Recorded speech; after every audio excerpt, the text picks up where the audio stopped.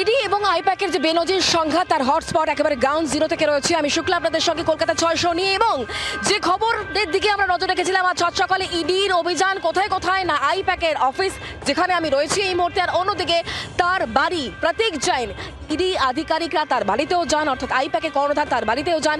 সেখানেই আজকে সকাল মুখ্যমন্ত্রী মমতা বন্দ্যোপাধ্যায় পৌঁছে যান এবং সেখান থেকে বেশ কিছু ফাইল হাতে নিয়ে বেরোন মুখ্যমন্ত্রী মমতা বন্দ্যোপাধ্যায়, এবং তিনি অভিযোগ করেছেন দেশের স্বরাষ্ট্রমন্ত্রী তিনি ন্যাস্টি, কথা উল্লেখ করেছেন স্বরাষ্ট্রমন্ত্রীর উদ্দেশ্যে রাজ্যের মুখ্যমন্ত্রী মমতা বন্দ্যোপাধ্যায়, এবং একই সঙ্গে তিনি বলছেন তিনি নটি, এবং তিনি বলছেন দেশের স্বরাষ্ট্রমন্ত্রীর মতো কি কাজ হয়েছে এটি।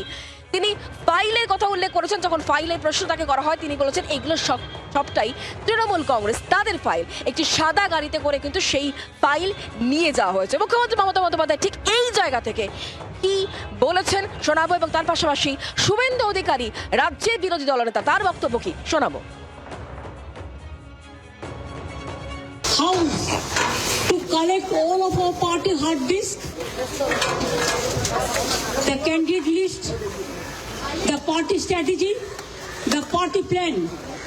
Is it the duty of the ED and Amit Shah, the nasty home minister, the naughty home minister who cannot protect the country?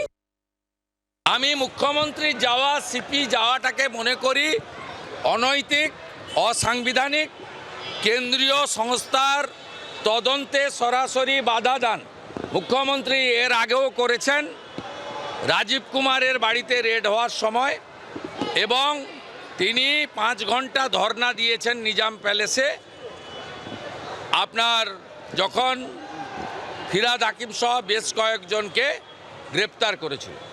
এটা মুখ্যমন্ত্রীর অভ্যাসের মধ্যে পড়ে, কিন্তু কেন্দ্রীয় তদন্তকারী সংস্থা তার যে সাংবিধানিক অধিকার আছে সেই অনুযায়ী যদি এই তৃতীয়বারেও এই মুখ্যমন্ত্রী এবং সিপির বিরুদ্ধে ব্যবস্থা না নেন তাহলে কিন্তু পশ্চিমবাংলায় ভুল বার্তা যাবে।